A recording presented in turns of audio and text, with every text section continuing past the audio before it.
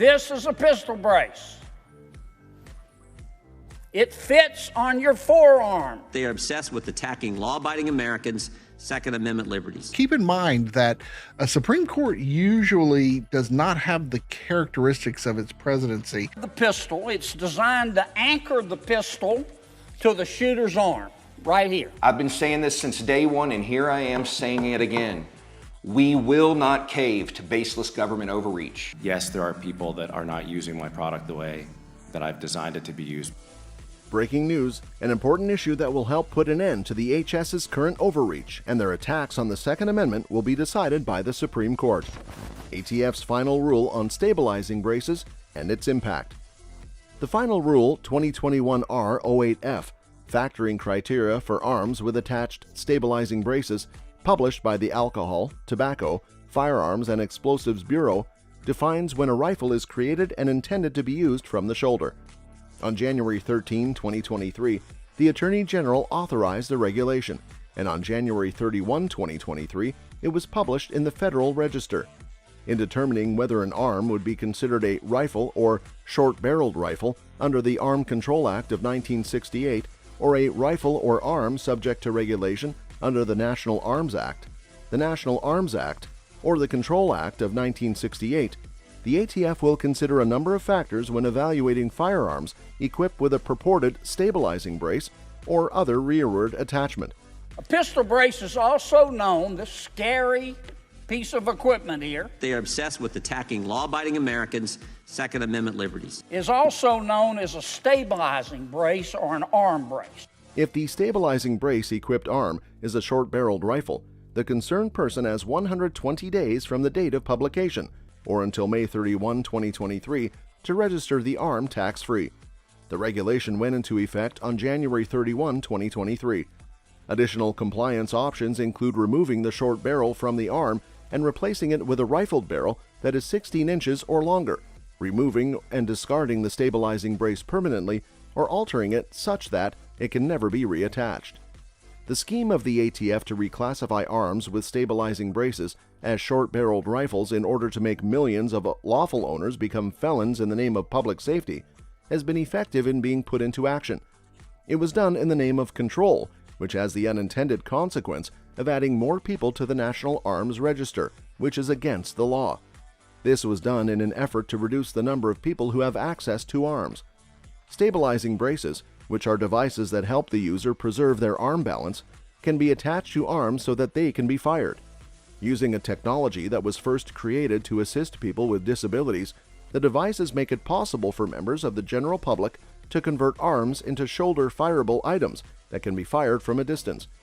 Anyone who wants to add stabilizers to their hand arms is required to comply with the enhanced restrictions on those lethal and readily concealed weapons, which were originally communicated by the Department of Justice on June 7, 2021, and went into effect on January 13, 2023.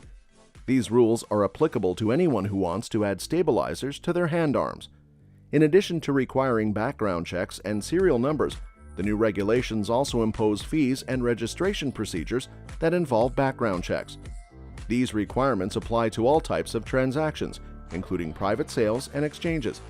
A tax in the amount of $200 must be paid by everyone who either makes or purchases a firearm with a short barrel. A grace period of 120 days has been granted to all affected manufacturers, dealers, and individuals, during which time they have the opportunity to voluntarily comply with the law by registering the arm, removing the brace, handing it in to the ATF, or destroying it. Attorney General Merrick Garland issued an order to the ATF in April 2021, mandating that the agency investigate the problem of stabilizing braces within the next 60 days. In addition, President Joe Biden made the selection of Stephen Dettelbach, a former assistant to former President Obama, who is presently serving as the acting administrator of the ATF, to head the agency earlier. The compromise. The National Arms Act of 1934 was a compromise between the Department of Justice and the ATF to include law-abiding persons in the National Arms Registration. It was signed into law by President Franklin D. Roosevelt in 1934. Homer Cummings, who played a key role in the creation of the NFA, advocated for a separate hand-arm registration law. The Arms Owners Protection Act, which was signed into law by President Ronald Reagan in 1988, outlawed the federal government's operation of a national arms registry. Experts have expressed concern about the dystopian consequences of criminalizing stabilizing braces, which are worn by both crippled and able-bodied persons to aid balance and precision. The reason I invented the brace was for people with limited mobility. Well, that was the inception. That was why I made it. This is a pistol brace. It fits on your forearm. Yes, there are people that are not using my product the way that I've designed it to be used. The president of the Crime Prevention Research Center, Dr. John Lott, asserts that the initial purpose of these braces was to enable wounded and crippled veterans to hold arms. Rick Cicero, a disabled veteran who lost his right arm and leg in an explosion 13 years ago, is cited by the speaker. Cicero said that the regulation was written and used by people just like them, and that if the DOJ eliminated it, they would be breaching their own law. This was after the DOJ proposed the rule in 2021. The two incidents that Biden cited to support the new ATF policy, according to Dr. Lott, were not actual instances of braces being used to more efficiently commit a crime. He highlighted instances where a slayer attacked consumers while wearing an arm stabilizing brace in Colorado in 2021 and Dayton, Ohio in 2019. Because all of the shots were fired at close range, Lott underlined that these two incidents were exceptional and that neither culprit had any trouble handling their arms. The usage of these braces by individuals with impairments or by others, according to Lott, has not led to a noticeable higher rate of crime. The fundamental right of Americans to own arms for self-defense is a factor in the debate over control. James Madison opposed a system of governance in which supreme bodies might alter the law as they saw suitable. Cooper stressed the need for all Americans to be worried about this hidden effort to grab power, even those who are not directly a part of the affected arms community. Senators oppose ATF. U.S. Senators Roger Wicker and Cindy Hyde-Smith have taken action to halt the ATF from enforcing an anti-Second Amendment pistol brace rule introduced during the administration of President Joe Biden. They have co-sponsored a resolution under the Congressional Review Act known as S.J. Res. 20, which seeks to repeal the ATF's rule titled Factoring Criteria for Arms with Attached Stabilizing Braces. Last week in a hearing in front of Congress in the Appropriations Committee, he was asked about firearms. He said, "I'm not an expert in firearms." Is added another piece that grips the handgun. Not an expert, but still trying to run Americans' lives. This rule classified handarms as short-barreled rifles if they possessed accessories that could potentially convert them into short-barreled rifles. Senator Wicker is firmly committed to supporting owners who oppose the rule, as he believes it severely infringes upon the Second Amendment rights of American citizens. He joins those who argue that the ATF's rule oversteps its bounds and threatens the rights of law-abiding owners. Senator Hyde-Smith shares concerns about the ATF's approach, asserting that the agency's frequent crafting of rules often results in encroachments on the rights of lawful owners. She believes the rule does little to effectively address the issue of crime and calls on her fellow senators to support her efforts to prevent the adoption of what she considers a futile and detrimental program. Under the ATF's rule, law-abiding owners who fail to register arms with stabilizing braces risk facing severe penalties, including up to 10 years in prison and substantial fines. Those who possess arms but haven't registered them with the ATF must either destroy the arm, surrender it to the ATF, or remove the brace in a manner that renders it impossible to reattach. SB Tactical, in collaboration with the Arms Regulatory Accountability Coalition, Rick Cicero, B&T USA, and a group of states, has initiated legal action to challenge a federal regulation that retroactively classified or mandates registration for millions of handarms equipped with stabilizing braces. They argue that this rule conflicts with other federally established laws. Jeff Creamer, President and Chief Executive Officer of SB Tactical, strongly criticized the ATF's efforts, describing it as the most comprehensive plan for the registration of arms in American history. Initially filed in the District of North Dakota's United States District Court, the complaint gained the support of a coalition of 25 state solicitors general, all aiming to hold the ATF accountable for its actions. Legal battle over ATF's brace rule. The Arms Regulatory Accountability Coalition and SB Tactical have taken legal action against the ATF in 25 states to prevent the enforcement of the brace rule. A significant development occurred in the Fifth Circuit Court of Appeals, where a judgment and clarification were issued in a fictitious case, indicating the necessity of an injunction. The plaintiffs in the FRAC lawsuit submitted this imitation order and explanation to the federal district judge in North Dakota as additional evidence, urging the judge to issue a comparable injunction even if temporarily. However, the FRAC court has not ruled on this matter, not even on a temporary basis. The plaintiffs argue that the ATF's rule constitutes a final agency decision that deviates from the statutory authority granted to the agency. They contend that although the National Arms Act and the Control Act do not govern arms with stabilizing braces, the rule unlawfully regulates them. Stabilizing braces, designed to attach to the back of an arm with a rifle receiver but no buttstock, have been actively promoted by arm manufacturers over the past decade. These accessories, often resembling shoulder stocks, allow hand arms to be transformed into shoulder-fired ones. The pistol, it's designed to anchor the pistol to the shooter's arm, right here. An assault weapon's only purpose is to kill people efficiently. So the shooter can shoot the pistol with one hand. The ATF defends its recently enacted regulation on braces by characterizing it as a clarification rather than an extension.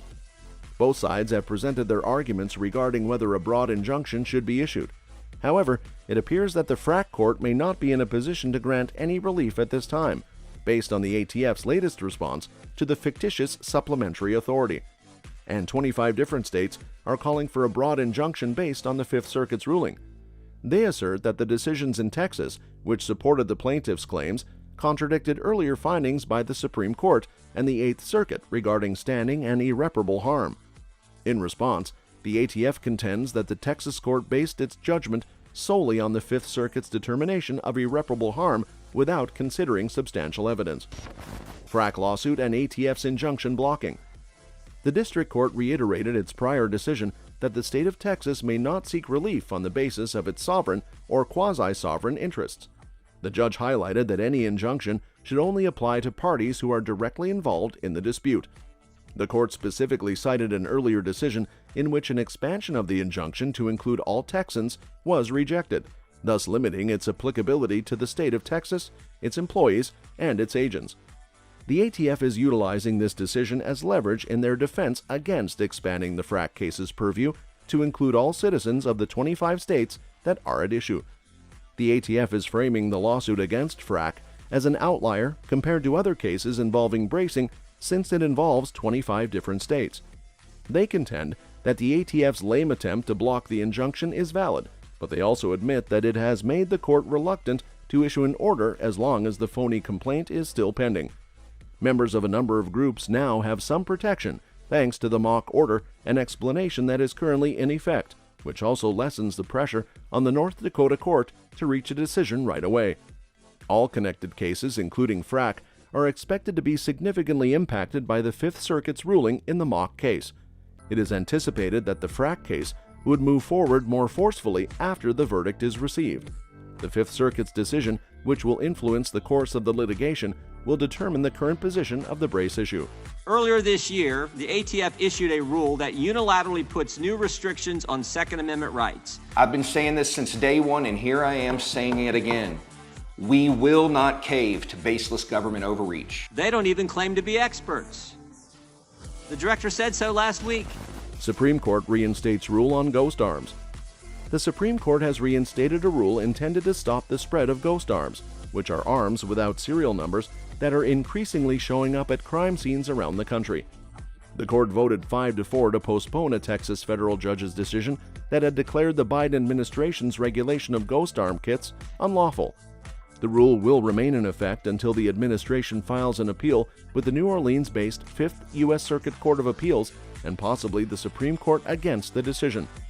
The majority of the court was formed by Chief Justice John Roberts, Justice Amy Coney Barrett, and the 3 liberal justices. The regulation would have been suspended during the appeals process if the justices Samuel Alito, Neil Gorsuch, Brett Kavanaugh, and Clarence Thomas had been on the bench. Neither side offered a justification.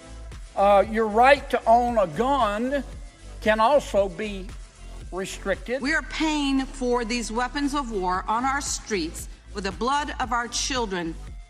In 2021, local law enforcement agencies seized more than 19,000 ghost arms at crime scenes, a more than tenfold rise in only 5 years, according to information provided to the court by the Justice Department. Elizabeth Preligar, the administration's top Supreme Court attorney, stated in a court document that the public safety interests in reversing the flow of ghost arms to dangerous and otherwise prohibited persons easily outweighs the minor costs that respondents will incur.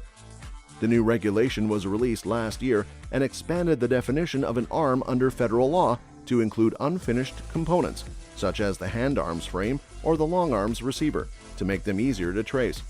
Serial numbers and licenses are required for certain components. Before a sale, manufacturers are required to conduct background checks, just like they do with other commercially produced arms.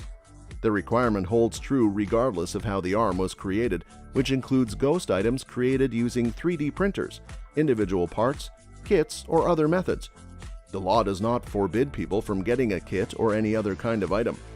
The rule was invalidated in late June by U.S. District Judge Reed O'Connor in Fort Worth, Texas, who found that it went beyond the scope of the ATF's power.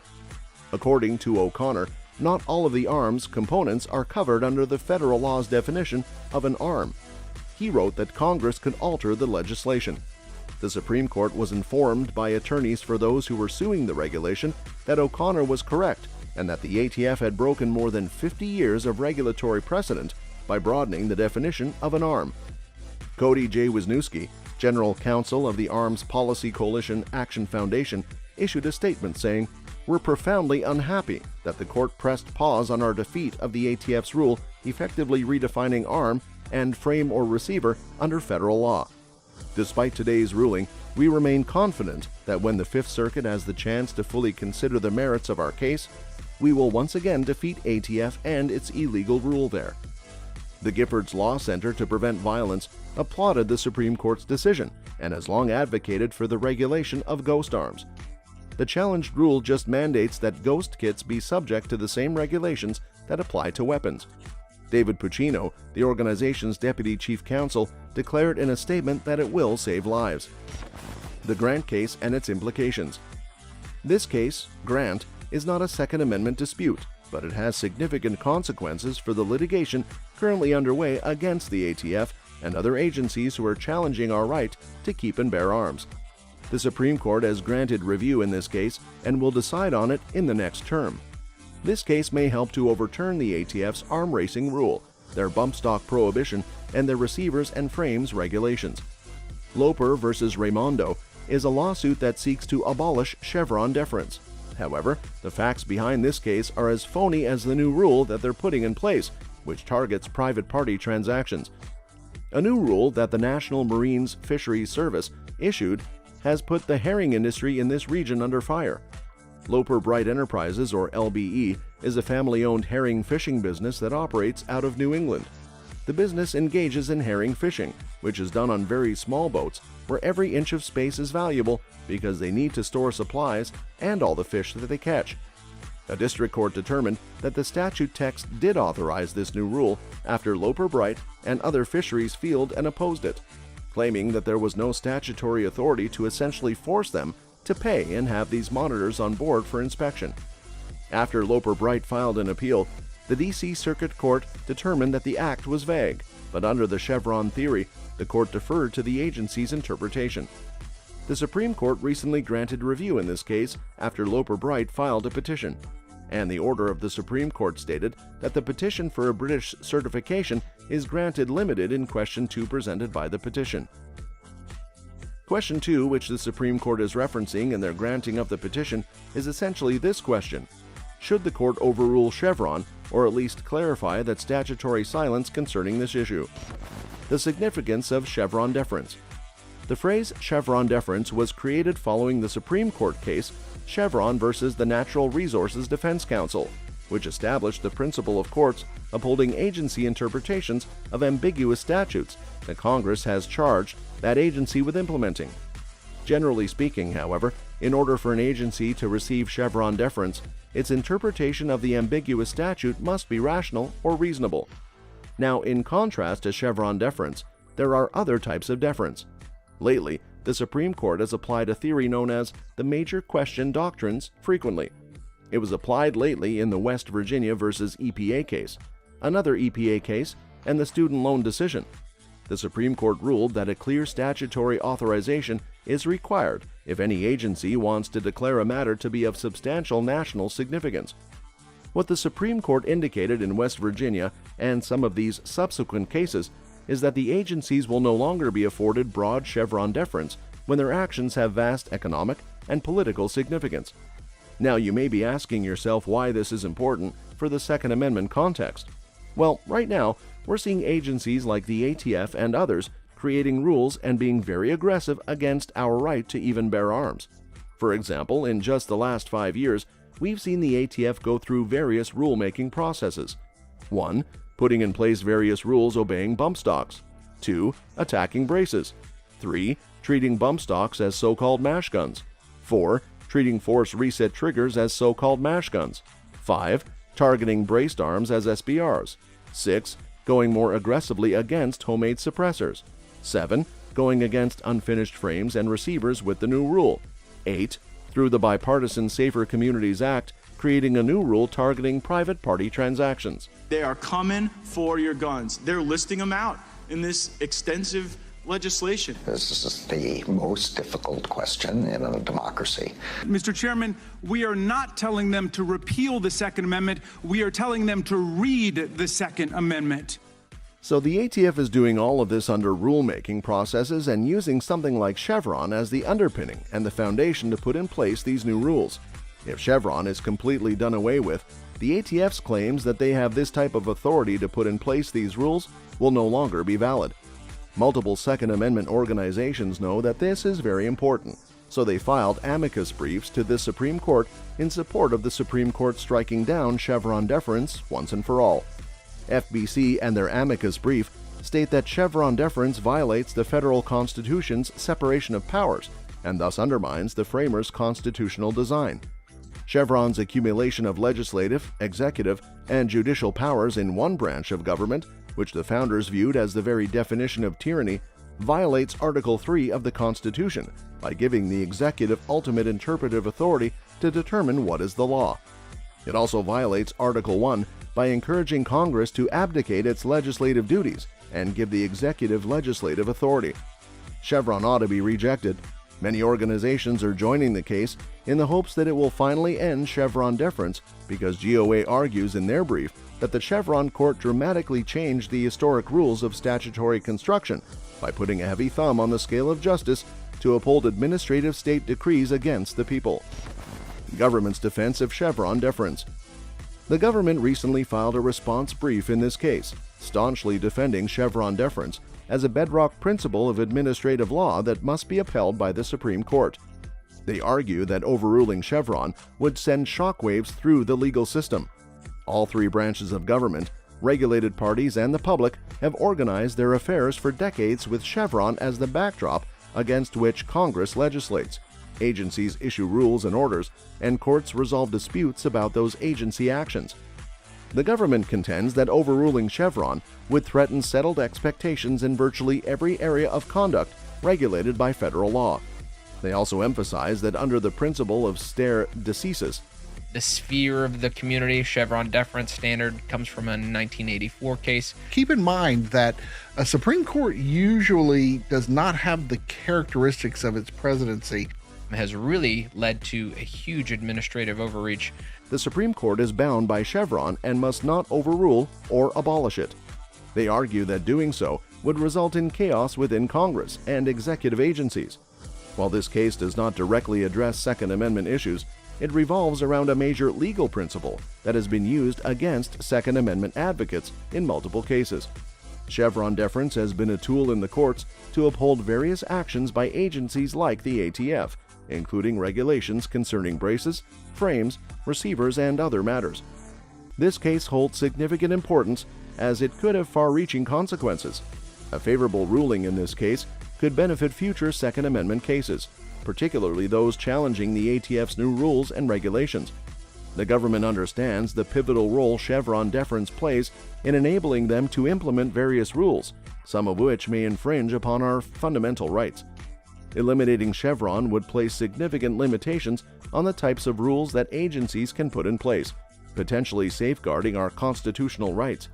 We will closely monitor this case as it progresses. That's all for this video, folks. See you next time.